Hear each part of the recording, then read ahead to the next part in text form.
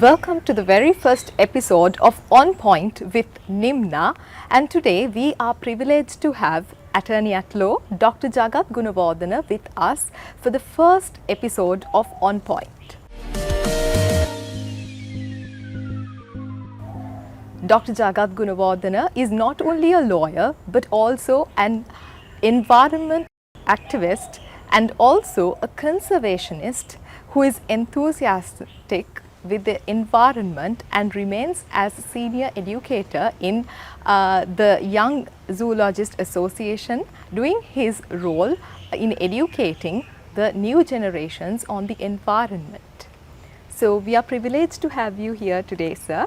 Dr. Gunawardane, we would like to start this discussion first about now in Sri Lanka. We mainly focus on the endemic species. All of us talk about protecting the endemic species and their importance.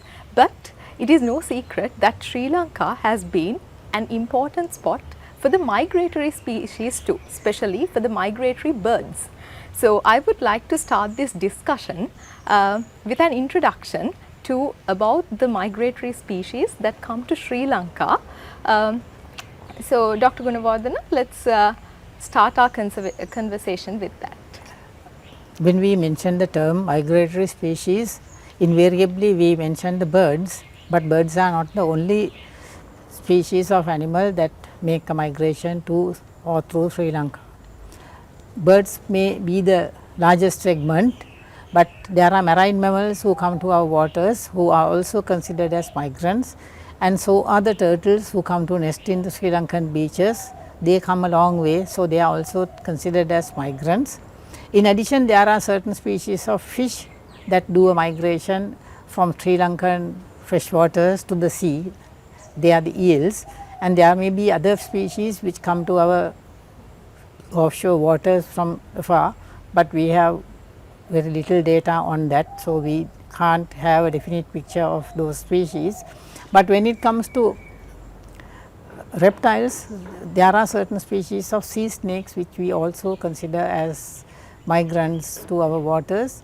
And interestingly, we have two species of insects, the butterfly known as the crimson rose and the dragonfly known as the wandering glider, which are also migrants to this country, and both species have their own resident populations in Sri Lanka, but there is also a distinct migration of their when it comes to certain times of the year.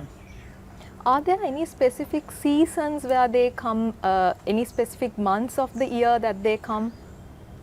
Migratory birds usually come during the winter of the northern hemisphere, but there are at least one species of summer visitor to Sri Lanka, which is the roseate tern, and I have a hunch that the recently discovered species in Sri Lanka, the blue cheek bee eater, which was recorded for the first time in 2024 in Sri Lanka, is also partly a summer migrant or a migrant that comes to Sri Lanka during period that is the summer of the northern hemisphere.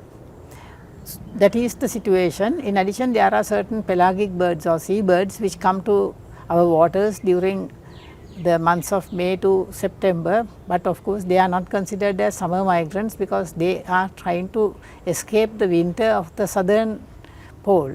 So they are winter migrants in a different context, but when it comes to real summer migrants, we have definite proof of one species and maybe two. Right. So, Dr. Gunawardane, now since we are in the month of August, there are certain migratory birds who are coming in this period of time. And also, like, do you consider nowadays there are proposals for new developmental projects regarding windmills in Mannar area, which will affect these migratory birds as their migratory corridors. So, Dr. Gunawardane, what is your view on this?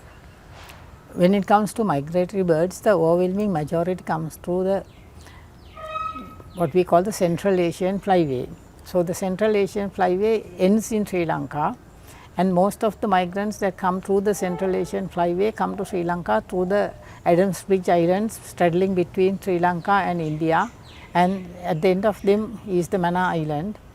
And Mannar is one place where overwhelming number of birds arrive within Sri Lanka, and Manna Island therefore is a place which has to be protected for the sake of the migratory birds, and we are also bound by the international treaty known as the Convention on Migratory Species or the Bonn Convention to protect migratory species. Therefore, we have to look at this problem from different angles. One is the international dimension which we are obliged to protect. The second is all migratory birds are protected birds in Sri Lanka. So, once they arrive within our waters, they are invariably protected, and adversely affecting a protected species or harming a protected species is a violation of the Fauna and Flora Protection Ordinance in that context. Thirdly, the migratory birds have a very vital role in maintaining the life support systems in Sri Lanka, especially the wetland systems and the agricultural systems also, because all the migrant species that come to Sri Lanka are carnivorous birds, and they feed a lot on pest species, and they come in Sri Lanka just when the Maha season is coming in, and they therefore do a vital role in controlling the pests that can harm the paddy and the other crops that are planted during the Maha season. They also play a role in preventing or reducing the number of pests in certain fruit crops like the mango. Many people do not appreciate their role in controlling pest species, and in addition they help our system to go on by adding a lot of manure through their waste material, and also by controlling certain other species also which will overpopulate if not controlled by the migratory birds. Therefore, they are needed to maintain our life support systems and also to maintain ecosystem services in Sri Lanka. In addition, we have a duty to protect them under the national law and the international law, but the most important economic issue that we are facing now is that because of these birds, there is a lot of tourists who come to Sri Lanka just to watch certain species of birds. So, we have a lot of visitation to the Manna area during the months where the birds are there, especially when the flamingos and the waders are in and around Manna. Therefore, if there is a project that will adversely affect the migrants, we will lose everything, and in addition the big potential for tourism in the Manna district and also in the larger context the northern province. Right. So, Dr. Gunawardane, you just mentioned about certain international laws, conventions that are used to control this situation regarding migratory birds, and also you mentioned how important these migratory birds are when it comes to the manure that they give, and also as pest controlling methods. So, they are very important to us. So, in that case, what are the local laws that we have already to regulate these situations, and also do you think there is a need of any reform in these laws to be done in order to secure these migratory birds, and also to uplift our tourist industry, the ecotourism with regard to these migratory species?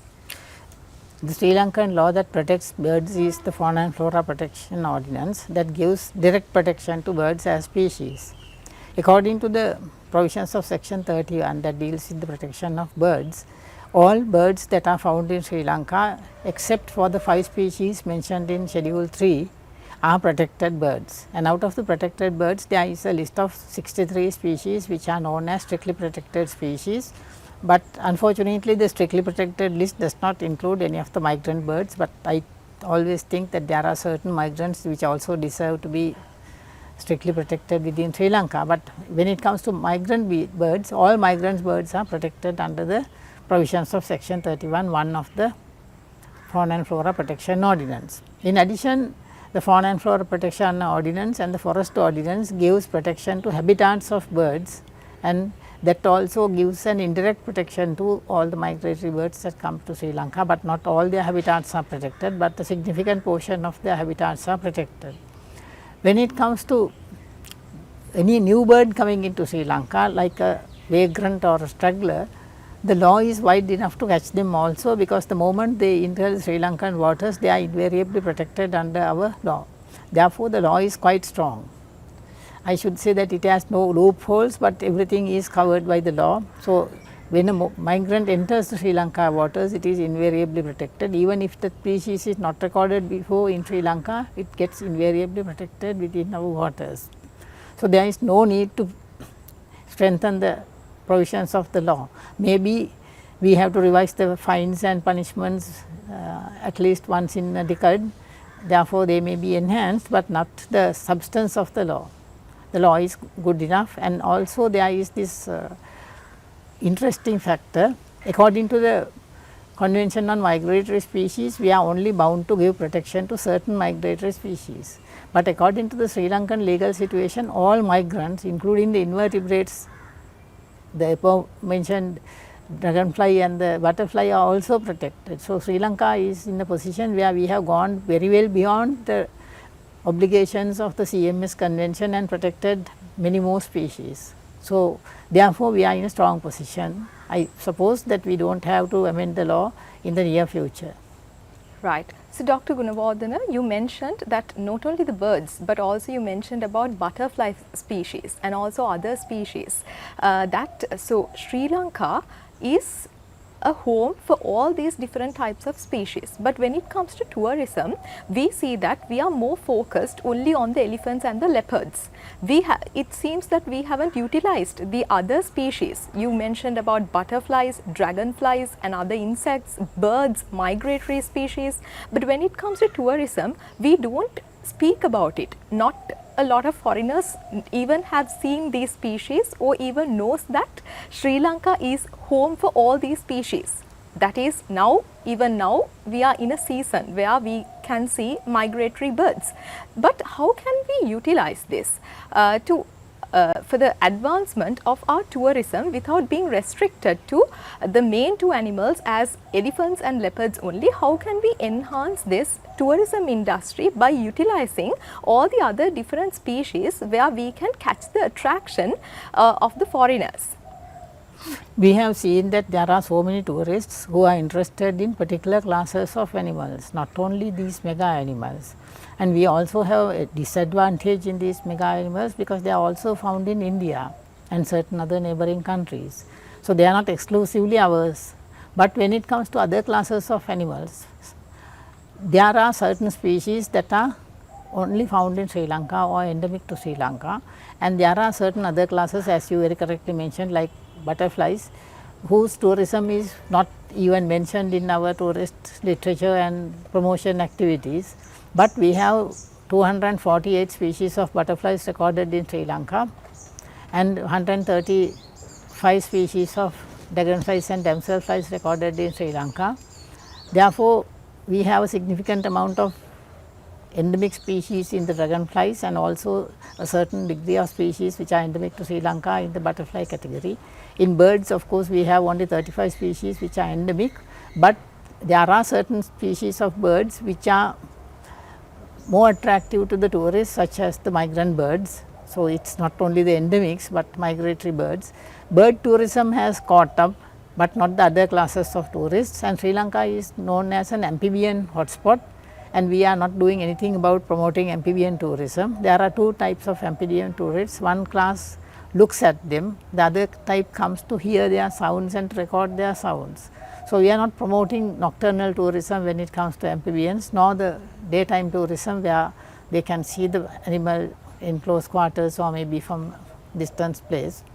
And there is another aspect that we have not promoted, that is called botanical tourism. We have so many endemic species of plants and beautiful flowering plants. We have never tried to advertise them for the sake of earning money.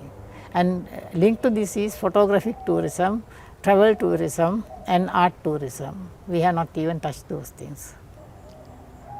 Right. So, Dr. Gunawardane, as you mentioned about the amphibian populations and amphibian species, there is an interesting fact about Dr. Gunawardane itself, which is focused on the amphibians species, that is a frog species named with the name Pseudophylatus Jagath Gunawardane.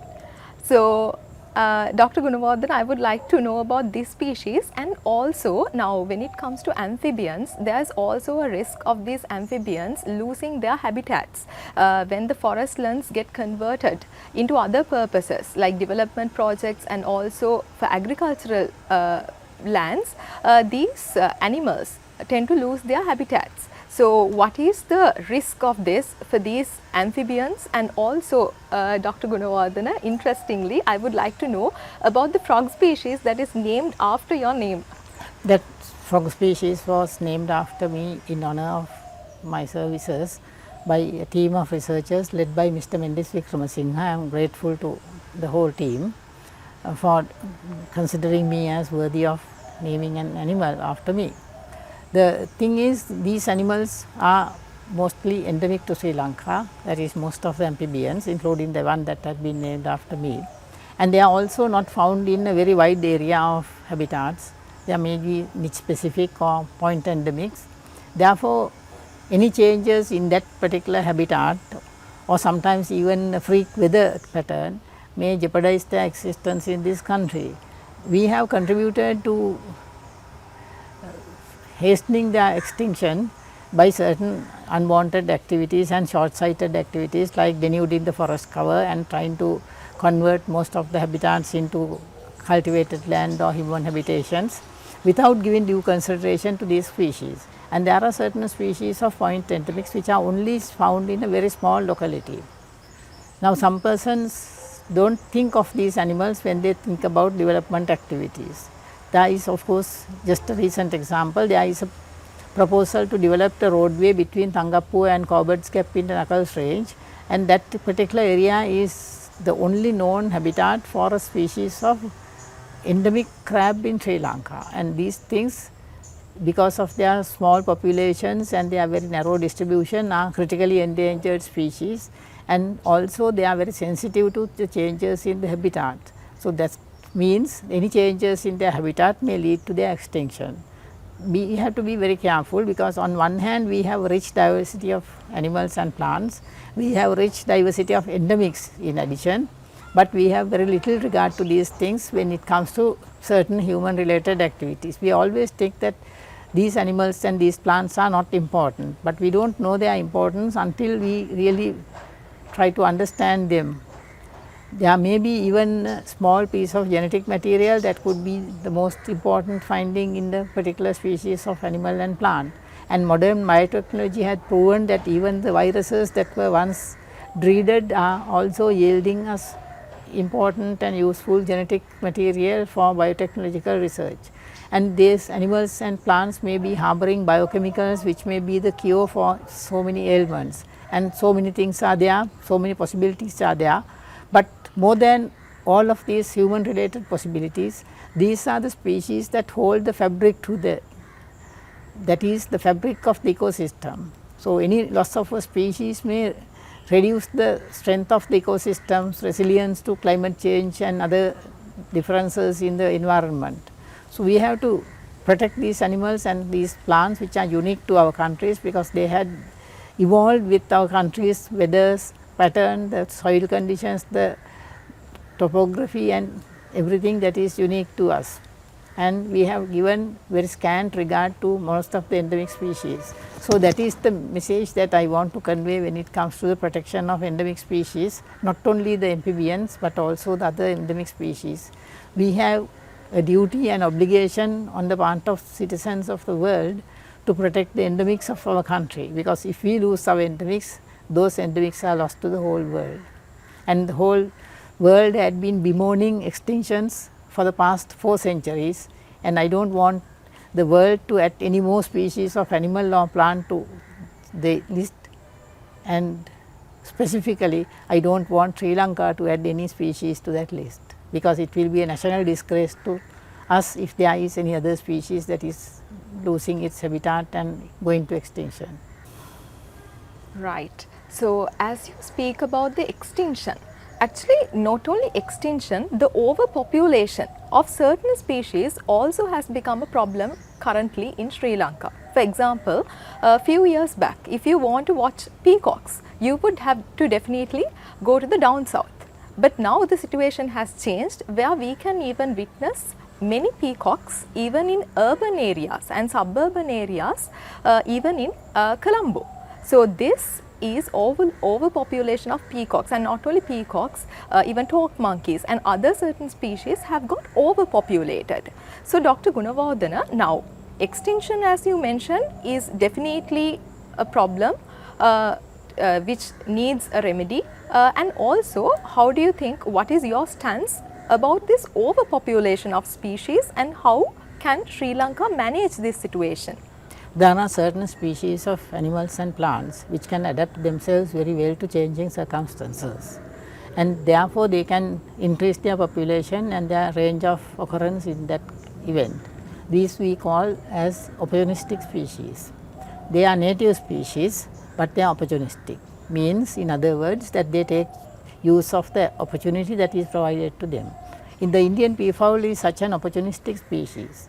In 1993, the peafowl was considered as a fully protected species. Till then, there was a possibility of them being hunted.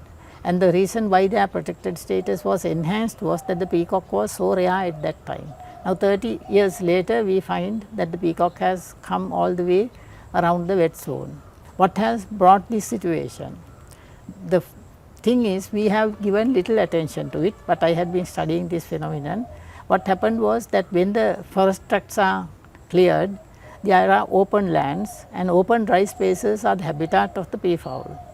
Coming close to it is the problem that they are losing the natural enemies that they had, and one of the worst natural enemies of the peacock was the jackal. The jackal used to feed on the eggs and the young of the peafowl, and the reduction of the jackal population for several reasons had also contributed to the increase of the peafowl. Thirdly, the areas where the forest was cleared was not planted with crops that provide the forest type cover, but provide an open habitat for the peafowl. So, even if that land is cultivated with the crop, sometimes the crop is also a good base for the peacock to expand their range of occurrence, and the expanding townships have also provided a new habitat and a new niche with a lot of food items being found in the vicinity of households, which also give a ready-made supply of food for the peacock to thrive and breed. Therefore, we have seen that the peacock is, or the peafowl as we call it, technically it is Indian peafowl, is increasing its range of occurrence, and it is expanding its range in the wet zone, which is a very bad sign, because the peafowl is opportunistic feeder as well. It feeds on a wide variety of animals and plant matter, and will eat any small creature that is found, and we know that the wet zone has a lot of endemic amphibians and reptiles, and they will be fair prey for a peafowl.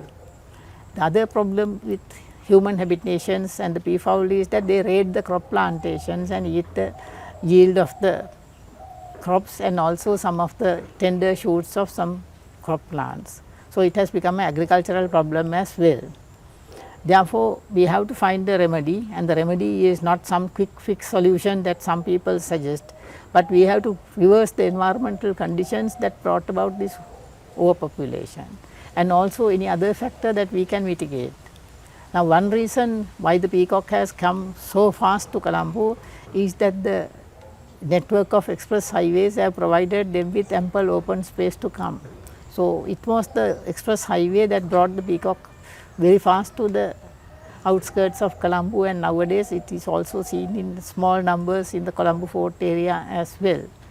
You can see that it is spreading along the highway and going inland, and fortunately for the peacock and maybe unfortunately for the other creatures, most of the area around the highway is also flat open land, which provides habitats for the peacock to establish itself.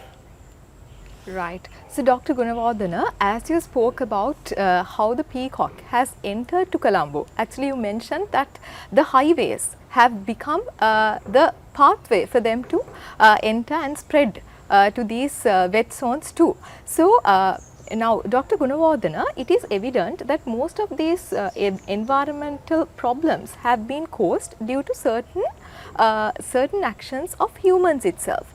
So, we would like to know now, in the past and also from the Constitution, Article 27, 28 of the Constitution clearly gives the responsibility for all the citizens, their responsibility to act, to take the necessary step when the environment is in danger.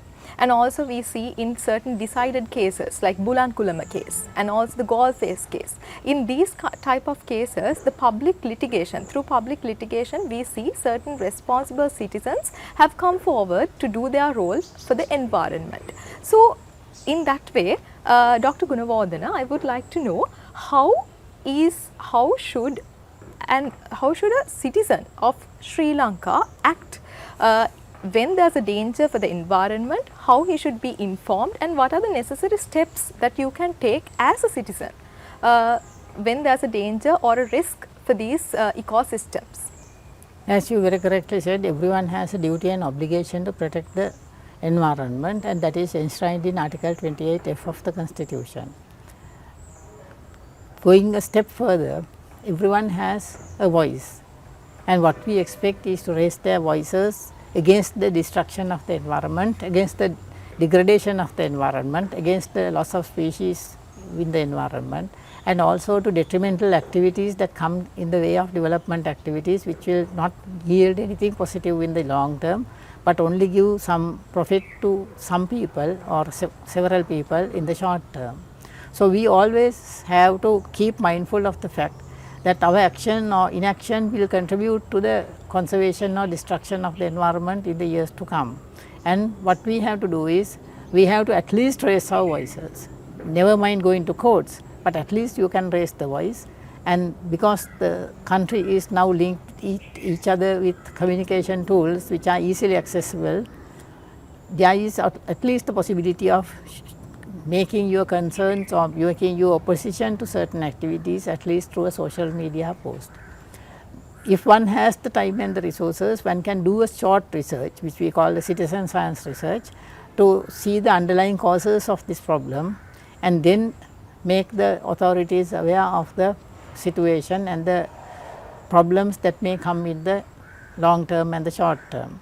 If there is any possibility of doing further research, we can do a mid-term or long-term research and continuously monitor the behavior of certain species or the patterns of destruction that is caused in this country, at least to a certain area where you can easily visit and observe, and that is not a very difficult thing. And now it has become easily done because of the problems of transport had also eased a lot, and public transport is there through most of the country. Therefore, one can do something if the person is interested, but the unfortunate thing is still the most of the population remains passive without raising their voices. If they raise their voices, at least the politicians will heed their protest, because they all depend on votes when the next election comes.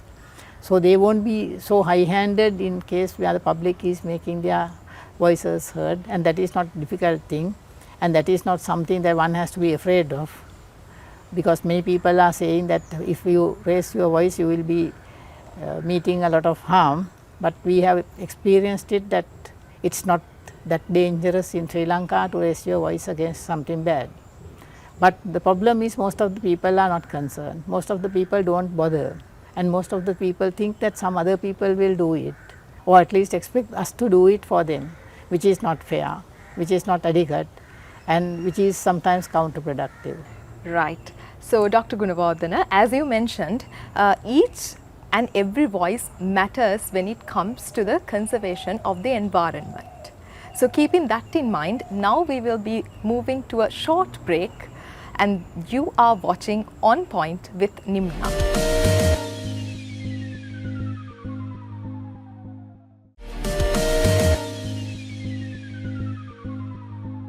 You are joining back with On Point, and today with us in discussion we have Attorney at Law Dr. Jagath Gunawardane to discuss the important aspects of environment and its conservation. So, Dr. Gunawardane has been awarded with the Lifetime Presidential Awards Harita Abhimani for his long years of service in wildlife conservation. So, Dr. Gunawardane, as we know now, you are really passionate and sensitive to this environment.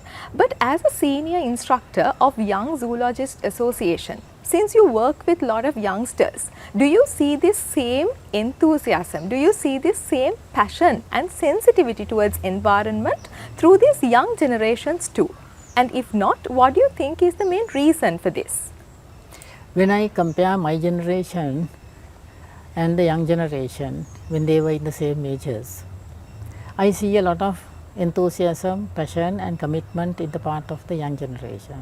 When it came to our generation, there were only a few people and far apart who were interested in the environment and conservation.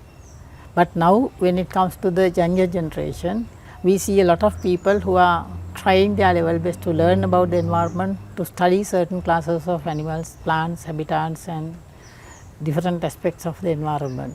That enthusiasm is very promising, very encouraging and also very refreshing.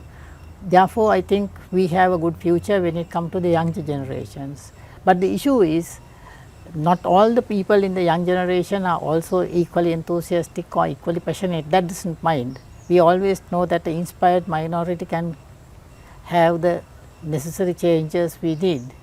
But there is a long way for them to go till they become the decision makers, and in the meantime there is a lot of destruction going. So, we are trying our level best to stem that destruction till the time that the younger generation is well equipped to take over from where we may be stopping. Right. Therefore, I am always thinking that we not only have a obligation and duty towards the younger generation, we also get inspired by the commitment and enthusiasm of the younger generation that propels us forward even at this age. Right. So, Dr. Gunawardane is not only an environment activist, a conservationist, but also he is a researcher. Dr. Gunawardane has been conducting a lot of researches on different aspects of environment, on different species, plant species, animal species. So, I would like to know from you itself, Dr. Gunawardane, about any recent researches or any positive findings through these researches that you can mention. I do a lot of field observations and field researches. Most of it is concentrated on the native animals and native plants and their changes and problems. But I always make it a point to specifically identify one issue, that is the problem posed by newly introduced species of animals and plants that may get established and flourish in Sri Lanka, becoming detrimental to the native animals, plants and their habitats. Those species are called invasive alien species, and the study of the invasive alien species is one aspect that I am concentrating on. Not only those which have become invasive aliens, but I am also studying all these new species that are introduced to this country, which may pose a threat in the years to come. There are certain features that alarm us, there are certain species that make us be concerned, and therefore, every plant and every new animal and every hybrid animal or hybrid plant that comes to this country needs close observation, and that is not a difficult process. People who keep them or grow them can also be observers, and that is what we call citizen science, and that is the aspect that we are promoting at the time. Citizen science research and observations in all spheres of environment activities. Right. So, Dr. Gunawardane, from forestlands to migratory species to invasive species to conservation, and then finally to the young generations, and then also the legal aspects of the environment. For all these aspects, you have kept us informed and aware, and you are like a living book of information regarding the environment. And through this discussion, there's a lot that we have gained. So, thank you very much for joining with us today for this discussion, Dr. Gunawardane. And to all our viewers, till we meet with another informative, important discussion, stay informed, stay on point.